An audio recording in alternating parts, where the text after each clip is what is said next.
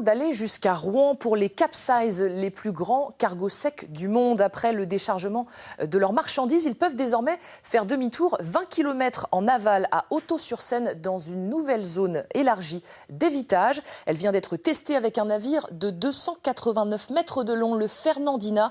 Une opération minutieuse pour l'avenir à laquelle a assisté David Frotté avec Jean-Luc Drouin. La taille de la mare dit tout du défi pour ce remorqueur. Faire demi-tour à un géant des mers, 58 000 tonnes, à vide. C'est toujours impressionnant. Il y a quand même pas mal de hauteur et puis bon, après il faut faire attention quoi. Surtout de ce qui vient de là-haut, ce qui peut nous tomber sur la tête.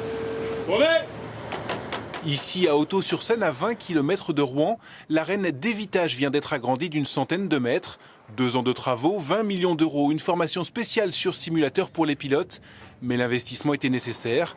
Il doit apporter au port de Rouen de nouveaux clients, normalement séduits par l'idée de gagner au minimum 2 heures de manœuvre.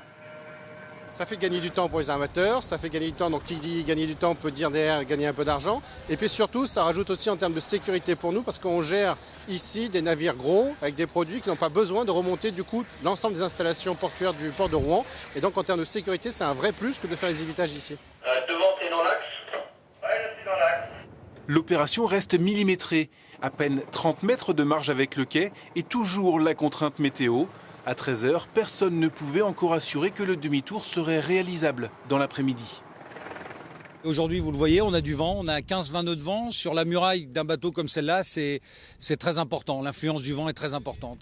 Donc on vient de tourner le navire dans des conditions qui étaient pour nous pratiquement limites.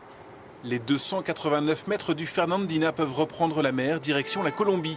Défi relevé pour le port de Rouen, avec peut-être un regret, le tirant d'eau ici ne permettra a priori jamais de concurrencer les plus grands et d'attirer les nouveaux porte-conteneurs longs de 400 mètres.